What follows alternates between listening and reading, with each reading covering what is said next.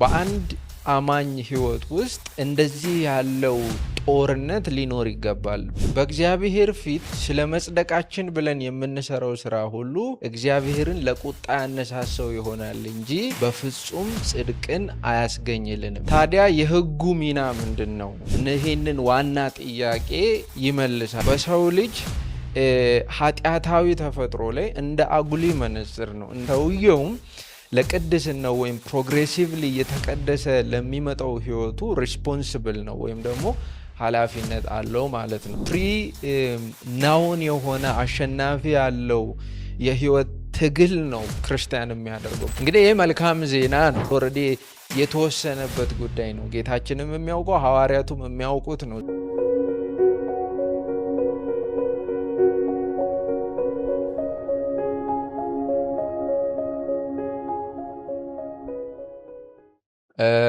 ወንድሞች ቅዱሳን እንደምን አላችሁ? ይሄ በኤልፒዳ ፖድካስት እየተዘጋጀ ወደ እናንተ የሚቀርበው የቅዱሳት መጽሐፍት ጥናት ጊዜ ነው።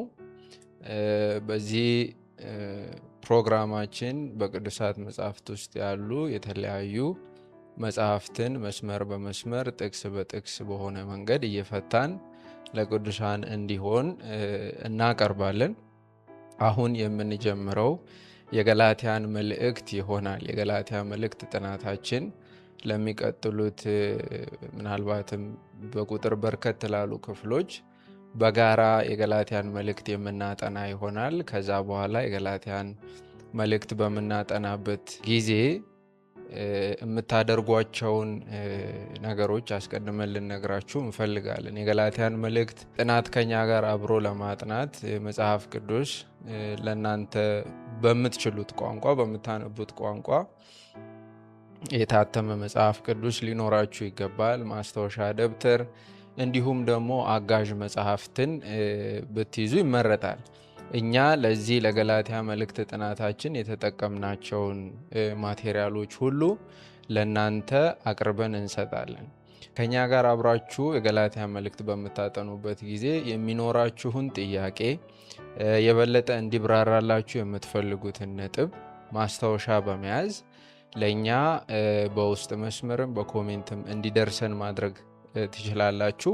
ምዕራፎችን ከጨረስን በኋላ ወይም ደግሞ የገላትያን መልእክት ጥናት ከጨረስን በኋላ Q&A ሴሽንስ ይኖሩናል። ከእናንተ የመጡ ጥያቄዎችን የምንመልስበት ጊዜ ስለሚኖረን እንደዛ ብታደርጉ ታተርፉበታላችሁ ብለን እናስባለን። በቀጥታ ወደ ገላትያ መልእክት ጥናታችን እናልፋለን።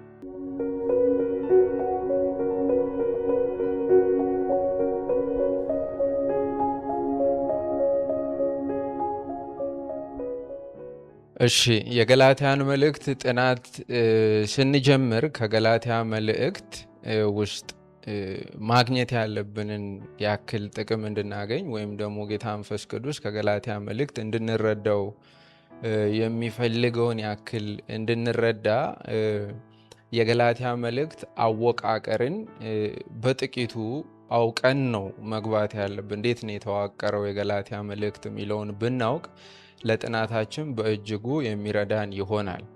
ሐዋርያው ጳውሎስ በገላትያ ቤተ ክርስቲያን ውስጥ በተነሱት ሐሰተኞች ምክንያት የገላትያን መልእክት መጽሐፉ ይታወቃል። ወይም ደግሞ አንዳንድ የሐሰት ትምህርትን የሚያስተምሩ ሰዎች ወደ ገላትያ አካባቢ ምናልባትም ወደ ገላትያ ቤተ ክርስቲያን መጥተው መጽደቅ በኢየሱስ ክርስቶስ በማመን ብቻ ሳይሆን የአይሁድን ወይም ደግሞ የብሉይ ኪዳኑን ሕግ በመጠበቅ በዋናነትም መገረዝን በመጨመርም ነው ብለው ማስተማር ጀመሩ።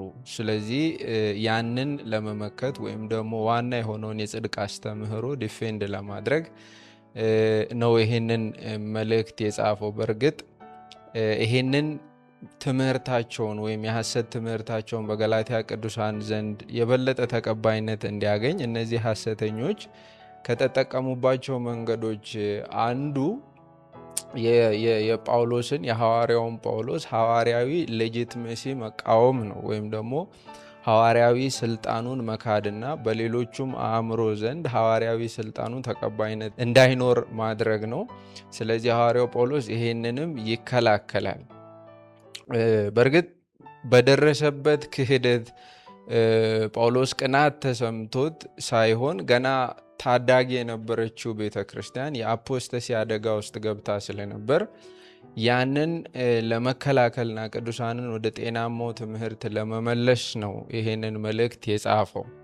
ከዚህም የተነሳ በመጀመሪያዎቹ 2 ምዕራፎች 2 ነገሮችን ያደርጋል። በመጀመሪያ ሐዋርያዊ ስልጣኑን ይከላከላል ወይም ዲፌንድ ያደርጋል። ሐዋርያዊ ስልጣኑ በዚህ ዘመን እንዳለው ማንም አንስቶ የለጠፈበት ወይም እሱም እንደፈለገው ዘግኖ የተቀበለው ሳይሆን ስለተሰቀለው ኢየሱስ እና ስለ ኢየሱስ ክርስቶስ የሆነውን ከሙታን ስለተነሳው ስለ ሰው ልጆች ኃጢአት ተላልፎ ስለተሰጠው ስለ እግዚአብሔር ልጅ በነቢያቱ በኩል ስለተነገረው በቅዱሳት መጻሕፍትም ስለተነገረው ስለዚህ ወንጌል እንዲሰብክ ሐዋርያዊ ስልጣኑን ያገኘው ከሰዎች ወይም በሰዎች ሳይሆን በኢየሱስ ክርስቶስና እሱንም ደግሞ ከሞት ባስነሳው በእግዚአብሔር እንደሆነ ግልጽ አድርጎ ለገላትያ ሰዎች በመናገር ይጀምራል እና የሐዋርያነቱ ስልጣን ወይም ለአሕዛብ የሆነው ሐዋርያነቱ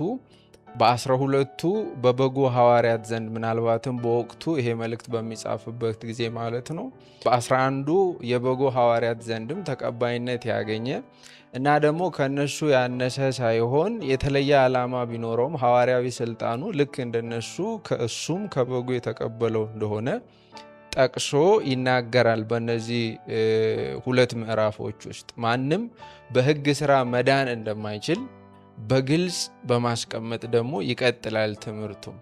ይህም እርሱ ወይም ጌታችንና መድኃኒታችን ኢየሱስ ክርስቶስ ለእኛ በሰራው ስራ እንጂ እኛ ለእርሱ በሰራ ነው ወይም ደግሞ እኛ እጸድቅ ብለን በምናደርገው መገረዝንም ጨምሮ እንዳልሆነ የሚያስተምር ነው። ወይም ደግሞ ይሄንም በሚገባ በማስረገጥ ነው ጳውሎስ የሚቀጥለው።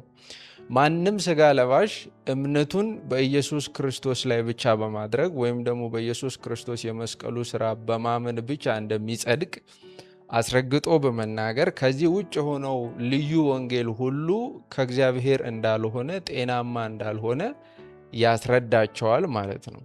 ይህ ማለት ሰዎች በእምነታቸው ብቻ ይጸድቃሉ ወይም ደግሞ በእምነታቸው ብቻ በእግዚአብሔር ፊት ሕጋዊ ስታተሳቸው ይቀየራል የሚል ትምህርት ነው። ይህ ማለት ግን ሰዎችን ያጸደቀው እምነታቸው ነው ማለት አይደለም። ወይም ደግሞ አንድ ሰው እምነቴ ነው ያጸደቀኝ ብሎ እምነትን እስከ መመኪያ ለጥጦ መጠቀም አይችልም ማለት ነው። ይህንንም ጳውሎስ በእነዚህ 2 ምዕራፎች በደንብ ያስረዳል።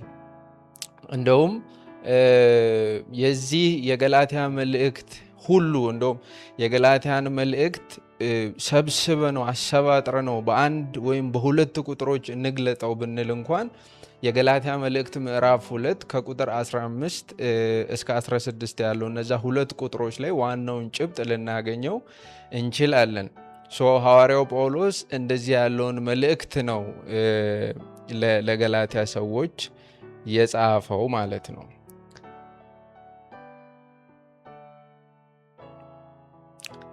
ቀጥሎ አወቃቀሩን ምዕራፍ 1 እና ምዕራፍ 2 ላይ ይሄንን ያስረዳና በግርድፉ ነው የምነግራችሁ። ቀጥሎ ምዕራፍ 3 እና 4 ላይ ነው እንግዲህ ይህ በክርስቶስ ኢየሱስ ሞትና ትንሣኤ የተደረገው አስገራሚ ልውውጥ አዲስ ዓለም አቀፋዊ የሆነ በአንድ ዘር ያልታጠረ በአንድ ኔሽን ያልታጠረ ካቶሊክ የሆነ ቤተሰብ ፈጠረ።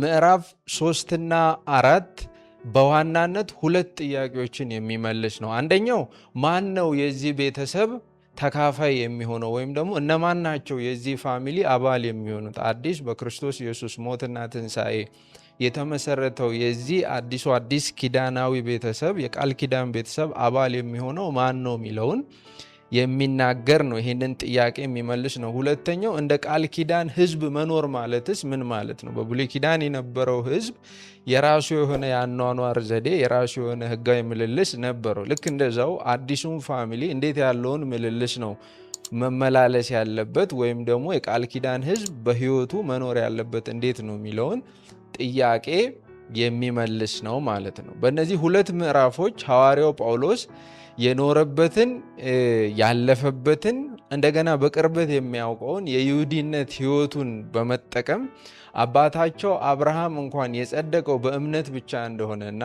የእግዚአብሔርም ዓላማ በእምነት በኩል በኢየሱስ ክርስቶስ ከእርሱ ጋር ግንኙነት እንዲያደርጉ እንደሆነ ይሄ ደግሞ ለሰዎች ሁሉ ወይም ደግሞ ለሕዝብ ሁሉ የሆነ የእግዚአብሔር እቅድ እንደሆነ ዘላለማዊ እቅድ እንደሆነ ይነግራቸዋል። ምናልባትም ሐዋርያው ጳውሎስ እንደዚህ ያለው ልክ በሮሜ መልእክቱ አዲስ የሆነ እስራኤላዊነት ወይም ደግሞ አዲስ የሆነ የእስራኤል ሕዝብነትን ኢንትሮዲውስ እንዳደረገው ሁሉ በዚህ በገላትያ መልእክት ውስጥም ከአብርሃም ጋር ባለው ኮቨነንት ውስጥ ኢቭን ከአዳም ጋር በነበረው ፕሮቶ ኤቫንጌሊዮን በሚባለው እግዚአብሔር አስቀድሞ ለአዳም የሰበከው ወንጌል ውስጥ ራሱ ዋናው ጭብጡ ዋናው መሰረታዊ ጉዳይ ጌታችን ኢየሱስ ክርስቶስ እንደሆነ ያስረዳል። ይህንን ደግሞ ስቦ ያመጣበት ምክንያት የሰው ልጆች መዳን በተለይም መጽደቅ ሙሉ ለሙሉ በእርሱ የመስቀል ስራ ላይ የተመሰረተ እንደሆነ ለማሳየት ነው። ምናልባት ይሄንን ጥናት ስታጠኑ ዘፍጥረት ምዕራፍ 12 ከቁጥር 3ን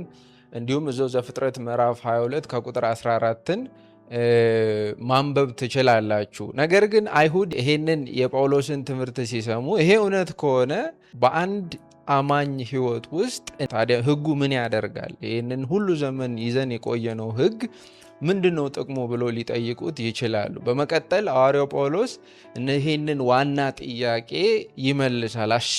አሲዩምድ ኩዌስችን ነው፣ ግን ይህንን ይመልሳል። በዚህም የሕጉን ሁለት ጎኖች ነው የሚያሳየው። አሉታዊ ጎኑንም አዎንታዊ ጎኑንም ያሳያል። የሕጉ አሉታዊ ጎን በሰው ልጅ ኃጢአታዊ ተፈጥሮ ላይ እንደ አጉሊ መነጽር ነው፣ እንደ መብራት ነው። የሰውን ልጅ ኃጢአት ቦግ አድርጎ የሚያሳይ ወደ ገሃድ የሚያወጣ ነው ይላል።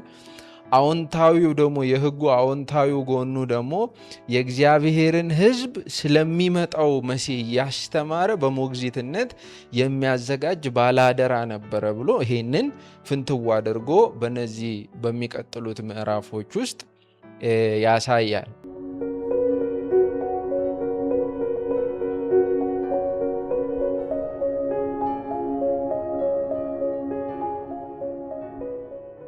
ሕጉን ወይም ደግሞ ሕግን አስመልክቶ ያነሳቸው እነዚህ ሁለቱ ሀሳቦች ትክክል ቢሆኑም ሌላ ደግሞ መመለስ የነበረበት ጥያቄ ነበረ። እርሱም ታዲያ ያለ ሕግ የሆኑት አሕዛብ እንዴት የእግዚአብሔርን ፈቃድ ማወቅ ይችላሉ የሚል።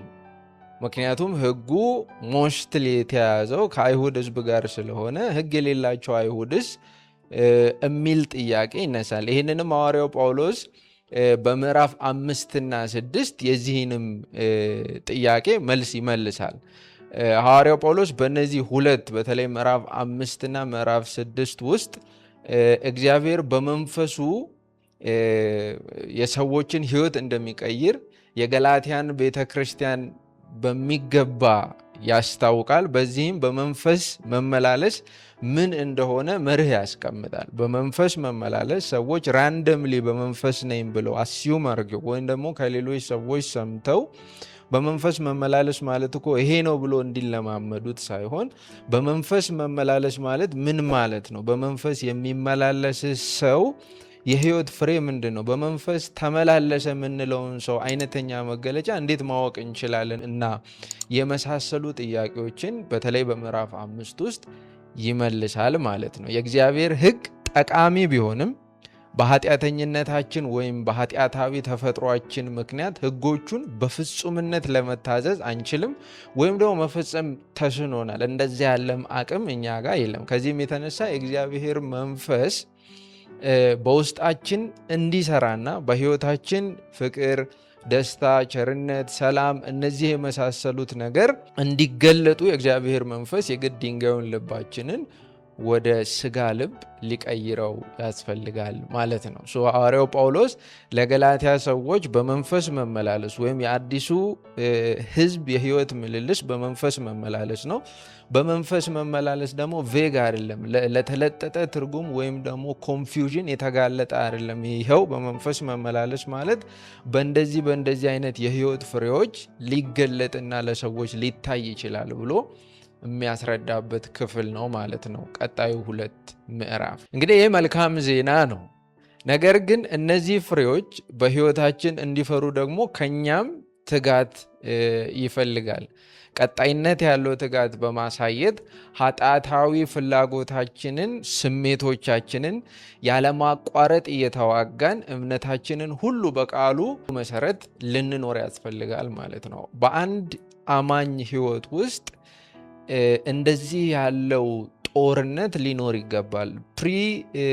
ናውን የሆነ አሸናፊ ያለው የሕይወት ትግል ነው ክርስቲያን የሚያደርገው። በክርስቶስ ኢየሱስ አምኖ የዳነ ሰው በውስጡ በአዲሱ ሰውና በአሮጌው ሰው መካከል ከፍተኛ የሆነ ሙግት፣ ጸብ ወይም ደግሞ ጦርነት አለ በቃሉ ቋንቋ። ይሄ ውጊያ ነው። ሰው ያንን ውጊያ ድል አድርጎ ሰው የሚወጣበት ፈንዳሜንታል ሪዝን ከሰውየው የህይወት ብስለት የተነሳ ሳይሆን በውስጡ ካለ እግዚአብሔር መንፈስ ነው። ነገር ግን ሰውየውም ለቅድስናው ወይም ፕሮግሬሲቭሊ እየተቀደሰ ለሚመጣው ህይወቱ ሪስፖንስብል ነው ወይም ደግሞ ኃላፊነት አለው ማለት ነው። የሐዋርያው ጳውሎስ አንዱ ትምህርትን በዚህ ውስጥ እሱ ነው።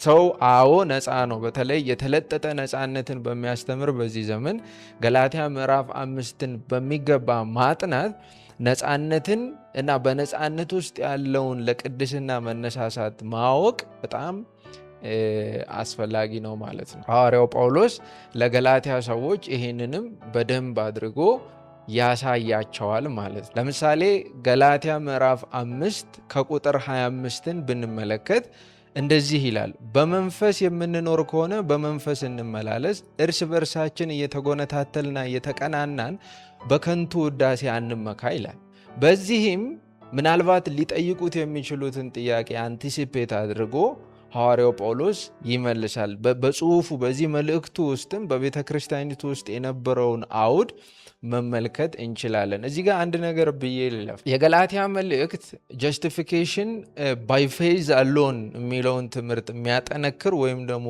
አብዛኛው እንደዛ ይሄንን ክሌም ያደረግንበት ወይም ይሄንን አስተምህሮ ያወጣንበት መጽሐፍ ቢሆንም ይሄ እምነት የጸደቅንበት እምነት ግን አይድል አይደለም፣ ስራፈት አይደለም። እምነት ወይም ጤናማ የሆነው መጽሐፍ ቅዱሳዊ እምነት በአንድ ሰው ውስጥ ስለመኖሩ ማሳያው ጤናማ የሆነ ሕያው የሆነ የእምነት ስራ መስራቱ ነው፣ ወይም ከዛ ሰው ህይወት ውስጥ እምነቱ ራሱን በስራ መግለጡ ነው።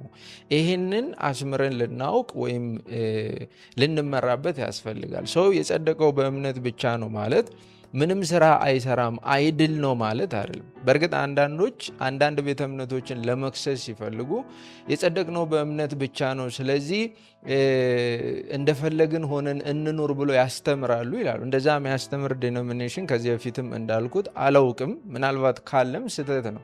መጽሐፍ ቅዱሳዊ እምነት ራሱን በስራ የሚገልጥ ነው። ይህንን ለማወቅ ደግሞ ሰዎች ገላትያን ካጠኑ በኋላ ኢሚዲየትሊ የያዕቆብን መልእክት ቢያጠኑ በደንብ ይጠቅማቸዋል ማለት ነው። በተለይ ምዕራፍ 5 ላይ ጳውሎስ አማኙ የወንጌልን ነፃነት ለጥጦ እንዳይጠቀም የሚያደርግ ዘመን ተሻጋሪ መርህ ነው ያስቀመጠው። ይህንን መረዳት ለክርስትና ሕይወታችን እጅግ ጠቃሚ ይሆናል ማለት ነው። በመጨረሻም ጳውሎስ ሰዎች ይህንን የወንጌል እውነት በማጣመም ሌላ በሕግ ስራ መዳን እንደሚቻል የሚያስተምር ወንጌል እየሰበኩ እንዳለና እውነተኛው ወንጌል ግን መዳን በኢየሱስ ክርስቶስ ስራ ብቻ የሆነው እርሱ አስቀድሞ የሰበከላቸው እንደሆነ ይነግራቸዋል ማለት ነው። ይሄ በተለይ በክርስቶስ ኢየሱስ አዲስ ቤተሰብ የሆነው አዲሱ ፍጥረት የሚኖርበትን የህይወት ስርዓት ፕራክቲካል ሪያሊቲ ደግሞ ምዕራፍ 6 ላይ ሲናገር ወይም ደግሞ ሲያስተምር እንሰማለን። ወይም ደግሞ ሐዋርያው ጳውሎስ እንደዚያ ያለውን መርህ ሲያስቀምጥ ልናገኘው እንችላለን። ስለዚህ አንደኛ በገላትያ የነበሩ አብያተ ክርስቲያናት የኢየሱስን ወይም የክርስቶስን ወንጌል በሚያጣምሙ ሐሰተኞች ጫና ውስጥ ገብተው ነበር። እንደዛም ያለ ነገር ይታያል። አወቃቀሩን ስታዩ ከምዕራፍ 1 ጀምሮ እስከ ምዕራፍ 6 ያለው ጀስቲፊኬሽን ባይ ፌዝ አሉን ወይም በእምነት ብቻ መጽደቅ የሚለው አስተምህሮ ማዕከላዊ ሀሳብ ሆኖ ነገር ግን ሌሎች ከዛ ጋር የተያያዙ በተለይ ከአዲሱ ፋሚሊ ከአዲሱ የቃል ኪዳን ህዝብ ጋር ወይም ከአዲሱ የቃል ኪዳን ህዝብ የህይወት ስርዓት ጋር የተያያዙ በርካታ ነገሮችን ደግሞ እዛ ውስጥ እናገኛለን። ሁለተኛ እነዚህ ሐሰተኞች አሕዛብ ክርስቲያኖችን እንዲገረዙና የሙሴን ህግ እንዲጠብቁ ያስገድዱ ነበር። ወይም ለመዳን በኢየሱስ ክርስቶስ ማመን ላይ መገረዝን መጨመር አለባቸው አይነት ትምህርት ያስተምሩ ነበር። ይሄም ደግሞ ሐሰት ነበር። ይህንን ካላደረጉ መዳን እንደማይችሉ ስለሚነግሯቸው ወይም ደግሞ አሕዛብ የነበሩትን ስለሚያስገድዷቸው ይሄ ሐሰት ነው የሚል ለዚህ መልስ ይሰጣል። ይህንን ደጋፊ እንዲሆን ሐሳቡን በኋላ ስናጠነው መስመር በመስመር በደንብ እናየዋለን። የሐዋርያት ሥራ ምዕራፍ 15 ላይ ከቁጥር 1 ጀምሮ ሄዳችሁ ብታነቡ የቤተ ክርስቲያን የመጀመሪያው ጉባኤ ይህንን ቬሪ ኩዌስችን ነው መልሶ ያለፈው። ሐዋርያው ጳውሎስም እዚህ ገላትያ መልእክት ላይ እንደዛ ያለውን ነገር ሜንሽን ያደርጋል። ኦልሬዲ የተወሰነበት ጉዳይ ነው። ጌታችንም የሚያውቀው ሐዋርያቱም የሚያውቁት ነው። ሰዎች ለመዳን ወይም በእግዚአብሔር ፊት ለመጽደቅ የራሳቸውን ስራ ይዞ መቅረብ አይጠበቅባቸውም ብሎ ነው የሚሞግታቸው። ሶስተኛ ጳውሎስ የአዲስ ወንጌል ቤተ ክርስቲያንንና ህዝበ ክርስቲያኑን በወቅቱ የነበረውን የገላትያን ቅዱሳን እያወከ እንዳለ ስላየ ወይም ደግሞ ቤተ ክርስቲያኒቷ የአፖስተሲ ጥግ ላይ ስላለች ቤተ ክርስቲያኒቱን ከዛ ስቦ ለመመለስ ሐዋርያዊ ስልጣኑን ተጠቅሞ ጠንከር ያሉ ቃላትን እየተጠቀመ የሚወቅስበት የሚሞግትበት መልእክት ነው። ምናልባት የመጨረሻው እነዚህ በገላትያ ቤተክርስቲያን የነበሩት ሐሰተኞች ይህንን ስህተት በፍጥነትና በተአማኒነት ለማስፋት ወይም ደግሞ በጣም በፍጥነት ሰዎቹ እንዲቀበሏቸው ያለምንም ሄሲቴሽን መጀመሪያ ማድረግ የነበረባቸው የጳውሎስን ሐዋርያዊ ስልጣን መካድ ነው። ሰዎችም እንዲክዱ ማነሳሳት ነው። ስለዚህ ጳውሎስ የዚህንም ሌጂትሜሲ ቅድም እንዳልኩት ሐዋርያነቱን የተቀበለው ከሰዎች እንዳልሆነ በመንገር ይሞግታቸዋል ማለት ነው። ስለዚህ የገላትያ መልእክት ከምዕራፍ 1 እስከ ምዕራፍ 6 በዚህ መልኩ ራንደምሊ የተዋቀረ ነው። እናንተ ስታጠኑት ከምዕራፍ 1 እስከ ምዕራፍ 6 ያለው ፍሎ በግልጽ ይታያል። ውስብስብም አይደለም። የቱጋ አስተዋጽኦ አውጥተን እናጥና የሚለው በጣም ውስብስብም አይሆንም። ነገር ግን እኛ ለጥናት እንዲሆን የገላትያ መልእክት አውትላይኑን እንሰጣችኋለን ወይም ደግሞ የገላትያ መልእክት አውትላይኑን እናስቀምጥላችኋለን። በዛ መሰረት እናንተ ብትፈቅዱ ከኛ ጋር አብራችሁ ማጥናት ትችላላችሁ ማለት ነው።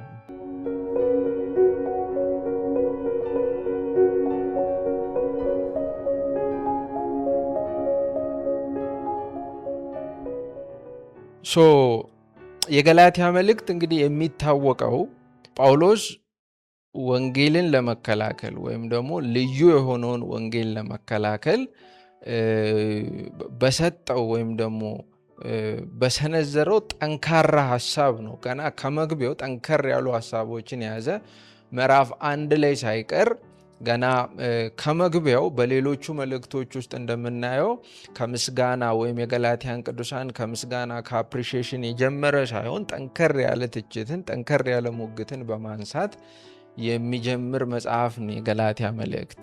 በገላትያ የነበረው ዋና ችግር ቅድም እንዳልኩት ሰዎች ለመጽደቅ ወይም ደግሞ በእግዚአብሔር ፊት ሌጋል ስታተሳቸው እንዲቀየር በኢየሱስ ክርስቶስ ከማመን በተጨማሪ መገረዝ እንዳለባቸው ሐሰተኞቹ ስለነገሯቸው እንደዚህ ያለው ችግር በጣም በቤተ ክርስቲያኒቱ ነበር። ይሄ ችግር ወይም ደግሞ የሐሰተኞቹ መጥተው እንደዚህ ያለውን ልዩ ወንጌል ሄትሮስ የሆነ ሌላ የሆነ ወንጌል በመስበካቸው በቤተ ክርስቲያን ውስጥ መከፋፈል ተፈጥሯል። የሐሰት ትምህርት፣ የሐሰት ልምምድ አንደኛው ባህሪው መከፋፈል ነው። ቤተ ክርስቲያን ውስጥ የራሱን የሆነ ክራውድ መፍጠር ነው። ቤተ ክርስቲያን እንድትናጥ እንድትታወቅ ምክንያት መሆን ነው። በገላትያ አብያተ ክርስቲያናትም የሆነው ይሄ ነው። ከዚህም የተነሳ የገላትያ መልእክት ማዕከላዊ ሀሳብ ወይም ጭብጥ ጀስቲፊኬሽን ባይ ፌዝ አለውን ወይም ደግሞ በእምነት ብቻ መጽደቅ ነው ማለት እንችላለን። ነገር ግን መጽደቅ ማለት ምን ማለት ነው? ጽድቅ ማለት ምን ማለት ነው? በገላትያ አውድ ውስጥ መጽደቅ ማለት ምን ማለት ነው? ጸሐፊውስ ይሄንን ያነሳው ለምንድን ነው ብለን ያነሳ እንደሆነ እንደው በቀላሉ እንግለጽ ብንል፣ በቀላሉ ማንም ሰው በሚረዳው መንገድ ጽድቅ ምንድን ነው የሚለውን እንግለጽ ብንል፣ በእግዚአብሔር የፍርድ ዙፋን ፊት ወይም በእግዚአብሔር ኮርት ሃውስ ውስጥ ወይም ትሪቡናል ውስጥ ነፃ ነህ ተብሎ መታወጅ ማለት ነው። ወይም ደግሞ በእግዚአብሔር የፍርድ ዙፋን ፊት ቀርቦ አንድ ሰው ኃጢአት የለብህም ተብሎ ሲወጣ ማለት ነው። ጽድቅ ማለት የዛ ሰው ሌጋል ስታተስ ሲቀየር ማለት ነው። በጽድቅ ውስጥ ሌጋል የሰው ልጆች ሌጋል ስታተስ ነው እንጂ የሚቀይረው ሞራል ለውጥ የለም።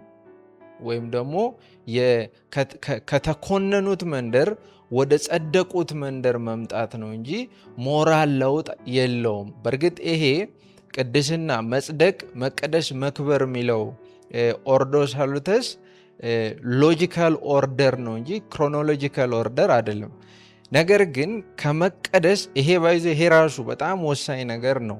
ይህን ቅደም ተከተል ማዛባት በራሱ መጽሐፍ ቅዱሳዊ ትምህርትን ወይም ጤናማ አስተምሮን መበረዝ ሊሆን ይችላል። የሚቀድመው መጽደቅ ነው፣ ከዛ መቀደስ ነው፣ ከዛ መክበር ነው። እንጠብቃለን ሰው ፍጹም ምንሆነው ኃጢአት የሌለበት ምንደርስበት ፍጹም ምንሆንበት ጊዜ የምንከብርበት ጊዜ ገና ነው። የዛን ግሊምስ ግን አሁን እንኖራለን።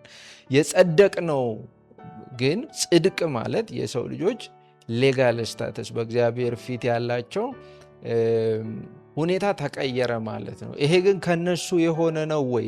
ከነሱ መገረዝ የሆነ ነው ወይ? ከነሱ ጽድቅ ብለው ከሚሰሩት አንዳች ስራ የሆነ ነው ወይ ብላችሁ ብትጠይቁት ልክ በገላትያ መልእክት ውስጥ ጳውሎስ እንደሚለው ምንም አይነት የሰዎች ልጆች የሚያቀርቡት ስራ ሌጋል ስታተሳቸውን በእግዚአብሔር ፊት ሊቀይርላቸው አይችልም። ወይም ደግሞ የኃጢአትን ፔናልቲ ከነሱ ሊያስወግድላቸው፣ ግልት ሊያስወግድላቸው አይችልም። ለዚህ ነው የእግዚአብሔር ልጅ ኢየሱስ ክርስቶስ ለሰው ልጆች ሁሉ መስዋዕት በመሆን በእርሱ በኩል እግዚአብሔር አስቀድሞ ለድነት ያዘጋጃቸውና ጌታ መንፈስ ቅዱስ ልባቸውን ከድንጋይነት ወደ ስጋ ልብነት የቀየረላቸው ብቻ አምነው በእርሱ የሚድኑት። ስለዚህ መጽደቅ በኢየሱስ ክርስቶስ ፍጹም መታዘዝ በሆነ የመስቀል ስራ የሰው ልጆች ህጋዊ ሁኔታ ሲቀየር ማለት ነው። በሌላ በኩል መቀደስ ወይም ደግሞ ሳንክቲፊኬሽን ደግሞ በጊዜ ሂደት እየጨመረ የሚሄድ ፕሮግሬሲቭ የሆነ ትራንስፎርሜሽናል የሆነ የህይወት በቅድስና ማደግ ነው ብለን ልንወስድ እንችላለን። በቀላሉ እንረዳው ብንል የኃጢአተኛውን የሞራል ለውጥ የሚጠቁም ነው መቀደስ ወይም ሳንክቲፊኬሽን። በገላትያ መልእክት ውስጥ ጳውሎስ ይህ የእግዚአብሔር ጽድቅ በእምነት ብቻ በጸጋ ብቻ በኢየሱስ ክርስቶስ ብቻ እንደሆነ በጽኑ ይሞግታል። ከዚህ ወንጌል ውጭ የሆነው ልዩ የሆነው ኢየሱስ ክርስቶስ ላይ የሆነ ነገር የሚጨምረው ፕለስ አድ የሚያደርገው ወንጌል ሁሉ አይዘር ራሱ እንደ ሐዋርያ እኛ ራሱ ነው የሚለው ተመልሰን መተን ብንሰብክ የሰማይ መላእክት ሄቨንሊ ክሬቸርስ እንኳን መጥተው ከዚህ የሚለይን ወንጌል ቢሰብኩላችሁ ሌት ዘም ቢ ከርስድ ወይም ደግሞ አናቴማ የሚል ቃል የተረገመ ይሁን ይላል። እዚህ ውስጥ ማወቅ ያለብን ነገር ምንድን ነው? ሐዋርያው ጳውሎስ ሐዋርያትም ቢሆኑ ወንጌሉን ሊበርዙት እንደሚችሉ ያውቅ ነበር። አይደለም በእኛ ዘመን ያሉ ስራን የሚጠሉ ሰነፎች ወይም ደግሞ ሰርቶ መብላትን እንደ ጦር የሚፈሩ ዘራፊ የሆኑ ራሳቸውን ሐዋርያ፣ ነቢይ ኤክሴትራ ብሎ የሰየሙ ሰዎች ይቅርና ሐዋርያት እንኳን ቢሆኑ እንደዚህ ያለውን ክህደት ሊፈጽሙ ይችላሉ። አንዳንድ ጊዜ ሰው ራሱን ሐዋርያ ብሎ የሾመ ሰው ሁሉ የሚሰብከው ወንጌል ትክክል ይመስለዋል። ወንጌል ግን የሚጣራው ወንጌል የሚለካው ቅዱስ በሆነው የእግዚአብሔር ቃል ነው። የወንጌሉ ንጽሕና የሰው ልጅ የሚሰብከው ወንጌል ጤናማነት የሚለካው በእግዚአብሔር ቃል ነው። የእግዚአብሔር ቃል ደግሞ እየነገረን ያለው ወንጌል በነቢያቱ አፍ በቅዱሳት መጽሐፍ አስቀድሞ የተነገረ ነው። እሱም ደግሞ ስለ ጌታችንና ስለ መድኃኒታችን ስለ ኢየሱስ ክርስቶስ የሆነ ነው። ወንጌል ማለት የሰው ልጆች ኃጢአት ሙሉ ለሙሉ በእርሱ በሚያምኑት በኢየሱስ ክርስቶስ ሞትና ትንሣኤ በእሱ የመስቀል ሥራ ለሚያምኑት ሁሉ ተሰርዮላቸዋል የሚል ነው። ኢየሱስ ክርስቶስ የሰው ልጆችን ኃጢአት ሁሉ ተሸክሟል። የሰው ልጆች ሁሉ በእግዚአብሔር ፊት ከኃጢአት በታች ነበሩ።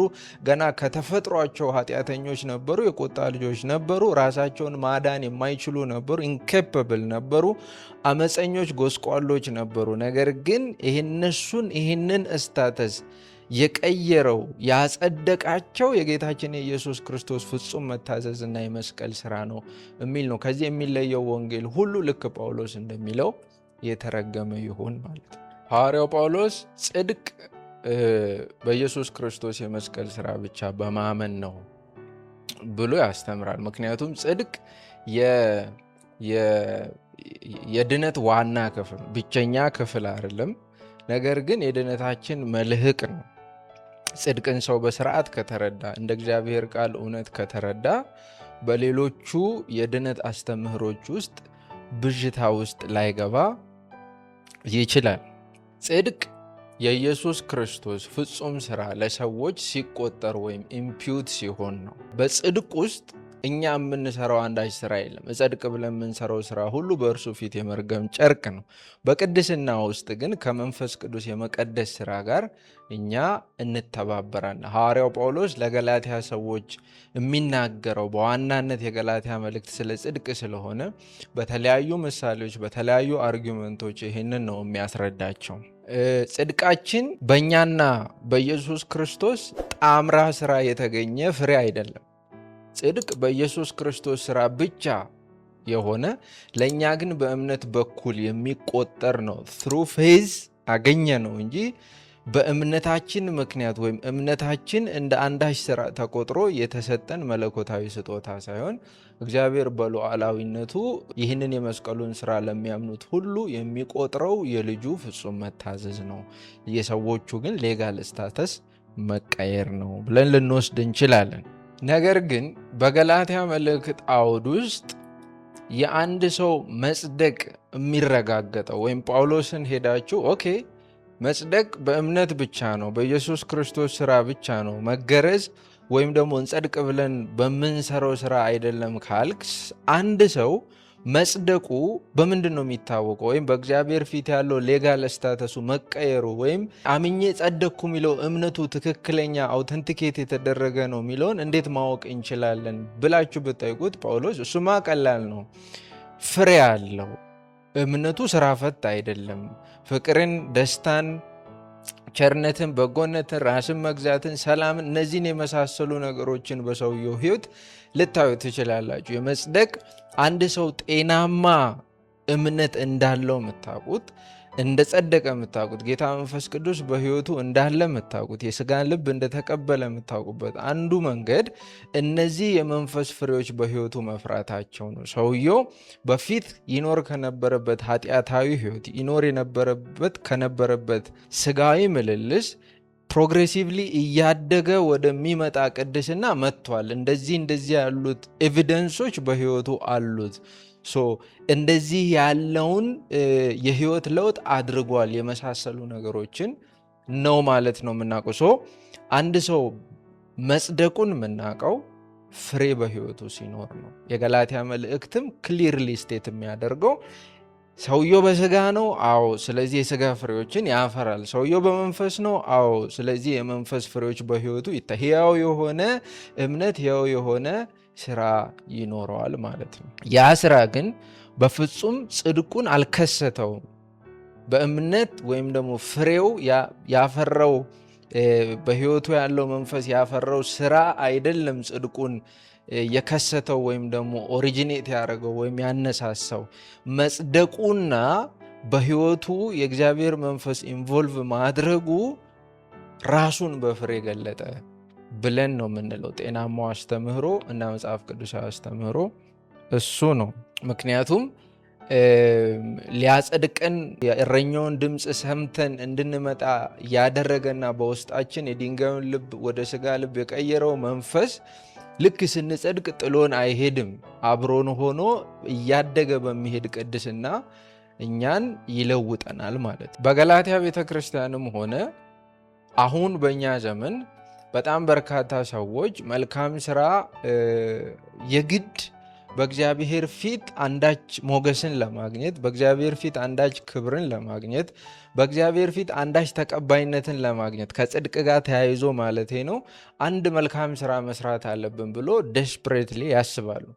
ነገር ግን በእግዚአብሔር ፊት ስለ መጽደቃችን ብለን የምንሰራው ስራ ሁሉ እግዚአብሔርን ለቁጣ ያነሳሰው ይሆናል እንጂ በፍጹም ጽድቅን አያስገኝልንም። የጽድቅ መንገድ ወይም ደግሞ በእግዚአብሔር ፊት ሌጋል ስታተስን የመቀየር ትክክለኛው የጽድቅ መንገድ በልጁ በኢየሱስ ክርስቶስ የመስቀል ስራ ማመን ብቻ ነው።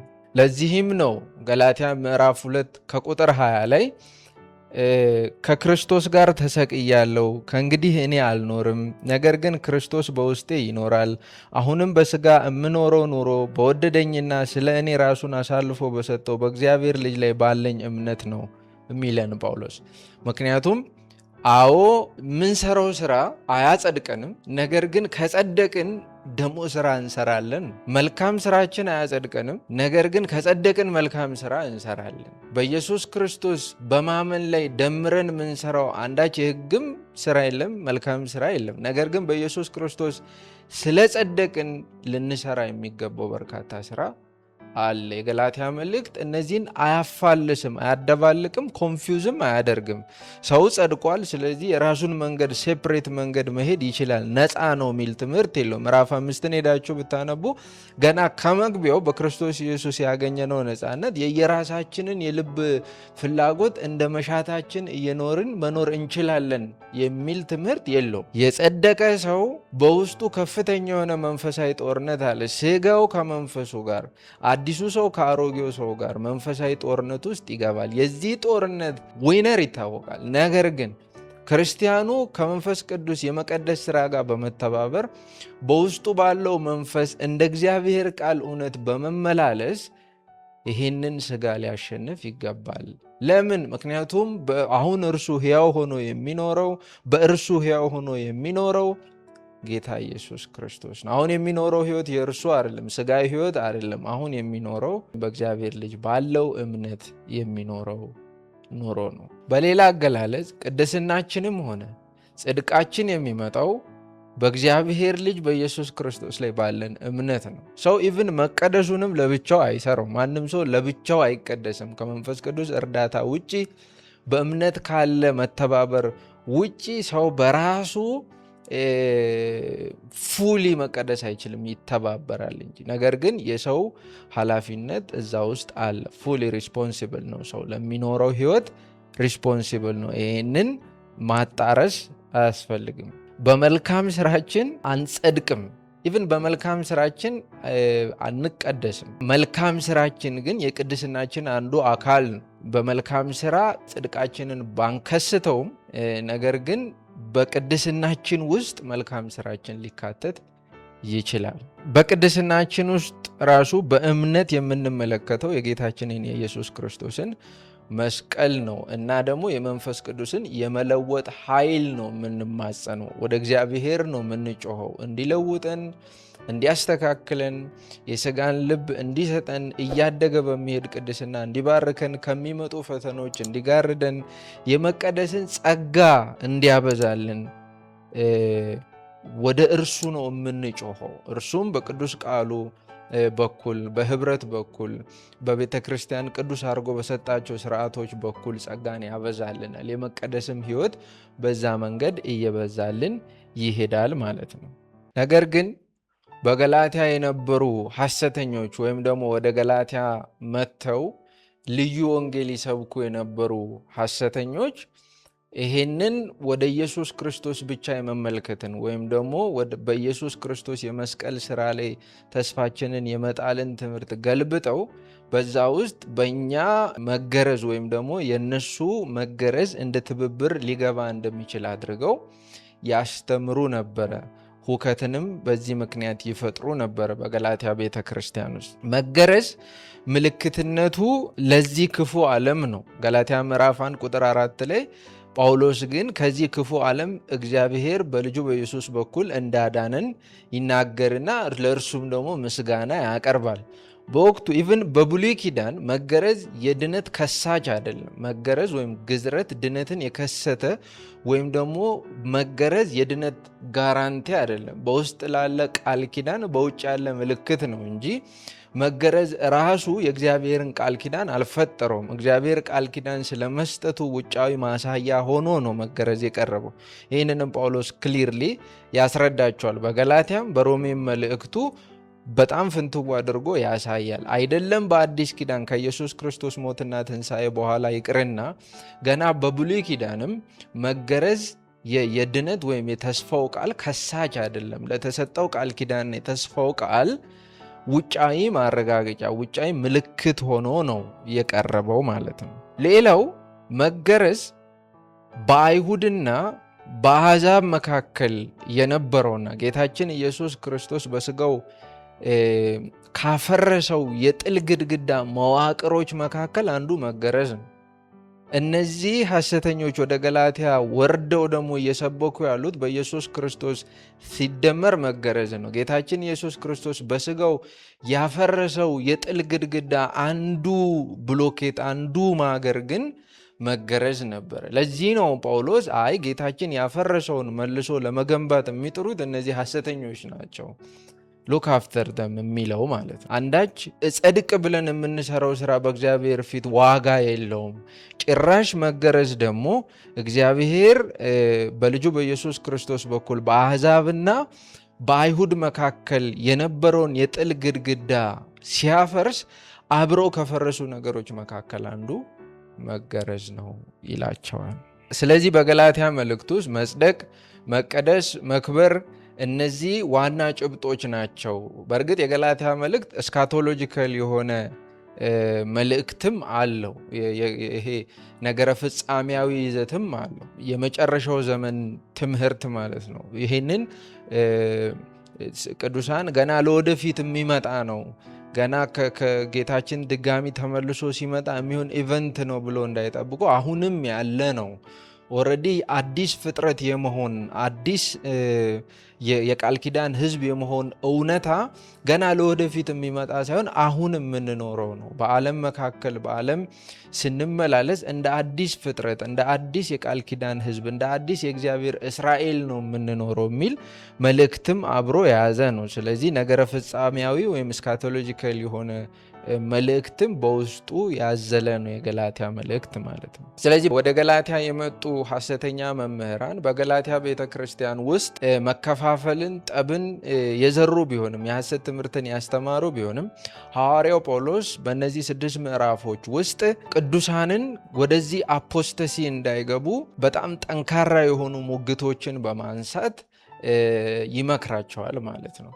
ሐሰተኞቹ ያስተማሩትን ትምህርት ይዘት በማንሳት ሐሰትነቱ ምኑ ጋር እንደሆነ፣ ልዩ ወንጌል እንደሆነ፣ የዚህ ወንጌል ይዘት እንደተቀየጠ፣ ከእግዚአብሔር የተሰጠው የኢየሱስ ክርስቶስ የሆነው በሐዋርያት የተሰበከው እርሱም እነሱ ጋር በነበረበት በመጀመሪያው ወንጌል ጉዞ ወቅት በብዙ መከራና ፈተና ውስጥ አልፎ የሰበከላቸው ወንጌል ይዘት ይሄ እንዳልሆነና ይሄንን ለመበረዝ የመጡት ሁሉ ደግሞ ከአጋንንት እንደሆኑ ኢቭን ለእግዚአብሔር ቁጣ ተላልፎ እንዲሰጡ የተረገመ ይሁን፣ ከዚህ ውጪ ከጤናማው ውጪ የሚሰብክ ሁሉ የተረገመ ይሁን በማለት ጠንከር ያለ ምክር ይመክራቸዋል። ስለዚህ የገላትያ መልእክት ይዘቱ ይሄንን ይመስላል።